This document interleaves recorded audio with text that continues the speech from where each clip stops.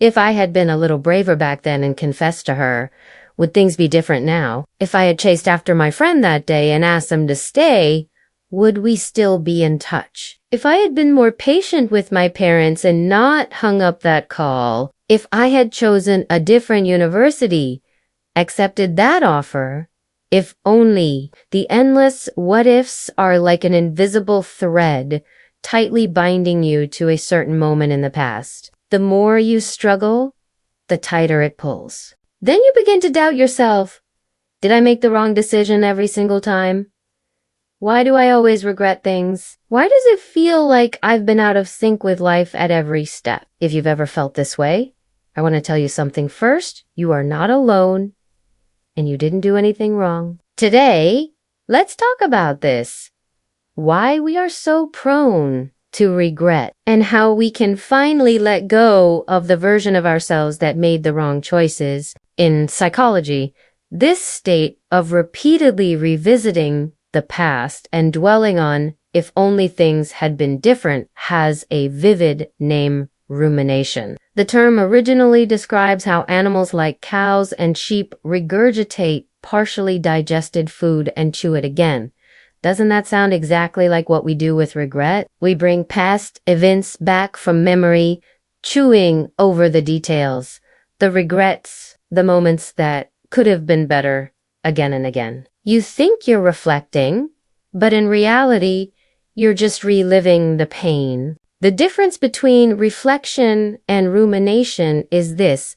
Reflection looks forward. What did I learn from this? What can I do better next time? Rumination looks backward. Why was I so stupid? If only I hadn't done that. Reflection leads to growth. Rumination leads to deeper self-blame. And the most dangerous part is this. Rumination creates a trap. When you repeatedly revisit your wrong decisions, your brain gradually builds a fixed neural pathway, one that habitually uses self-doubt as a way to evaluate whether you are right. In other words, you train yourself to respond to the past with one automatic thought: I was wrong. This is connected to your upbringing from childhood. The feedback we receive is often uncertain. If we fail an exam, we're told we didn't work hard enough.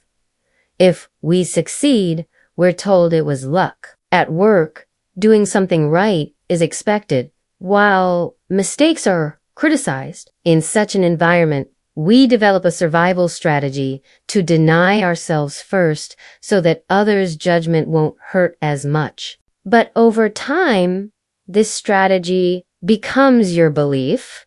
I am someone who always makes wrong decisions. After something has already happened and the outcome is known, we look back and feel like the correct choice was obvious all along. How did I not see it? It was such an obvious trap. Why did I fall for it? But the truth is, you couldn't see it at the time because the outcome hadn't happened yet. The information you had was limited. You were standing in the fog, not looking from a godlike perspective. For example, you made an investment decision last year and lost money. Now you think, how could I have been so stupid? There were so many warning signs, but be honest, were those warning signs really clear at the time? Or do they only seem obvious now because, the outcome before the result? Those signals were just uncertainty. After the result, they become warning signs. Psychologists have found that humans naturally construct counterfactuals in their minds, imagining an alternative reality. If only I hadn't, then. This ability can be useful because it helps us learn from mistakes. But there's a problem. When the brain constructs these alternative scenarios, it has a strong bias. It tends to beautify the path you didn't take. You regret not confessing to someone you liked, imagining that if you had, you might be together now. But have you considered another possibility, that you might have been rejected and lost even the friendship? You regret not holding on to a friend, imagining that if you had, things would be fine again, but maybe they would still have left, and you would have been hurt even more. You regret choosing job A instead of job B, imagining that B would have made you happier. But someone who chose B might be regretting not choosing.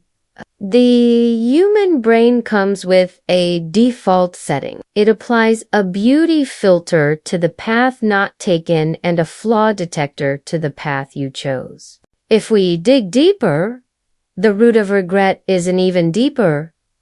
There's the need for absolute correctness to eliminate inner uncertainty. Since childhood, we've been taught to do the right thing and make the correct choice. But no one tells us that most decisions in life simply don't have a perfectly right option. Choosing A comes with its own benefits and costs. Choosing B comes with its own trade-off. The option you want, perfect, safe, and regret-free, doesn't exist. But our hearts crave security. If life were a question with a correct answer, then choosing correctly would make us safe from criticism, rejection, and abandonment. So we desperately search for the right choice.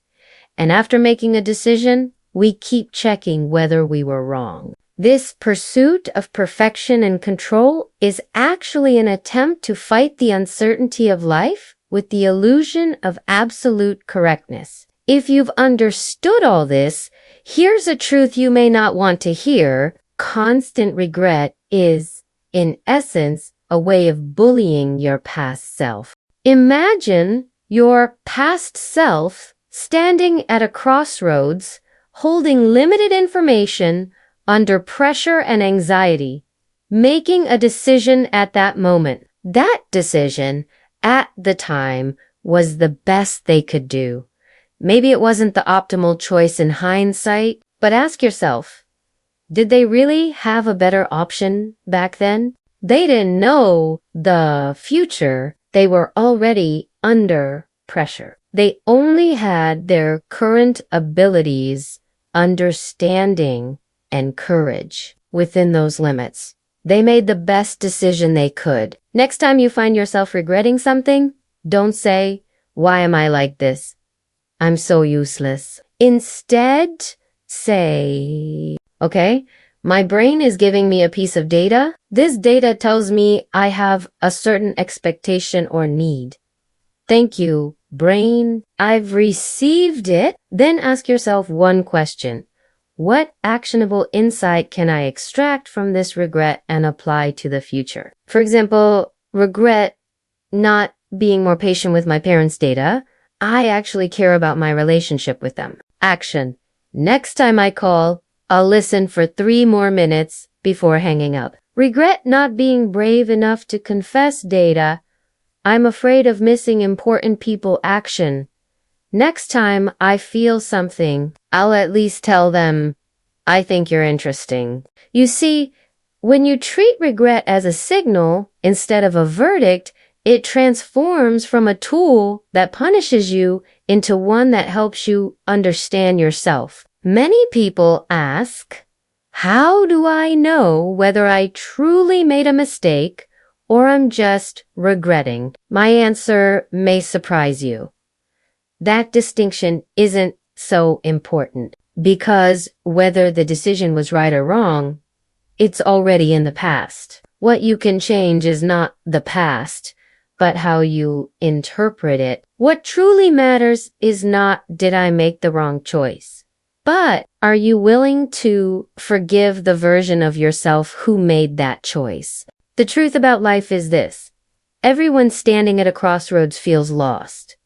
That's not your fault. That's simply the nature of being at a crossroads. You didn't take the wrong path. You just took a path. There was a fork in the road. You chose left, and now you regret it, thinking the right sides might have had better scenery. But you've never walked the right path. How do you know it didn't have swamps and thorns? And even if the right path truly had better scenery, that doesn't mean the left path has none of its own. Every step you take shapes who you are, including the decisions you regret. the ones you wish you could redo. They made you who you are today. And the person you are today is reading this, trying to understand yourself, learning to be a little kinder to yourself. Isn't that growth? Growth isn't about never making wrong decisions again. It's about not punishing yourself for a lifetime because of them. Starting today, try saying this to the part of you that keeps regretting. It's okay. You did your best back then. I forgive you. Then, with that forgiveness, keep moving forward. This time, you don't need to walk perfectly.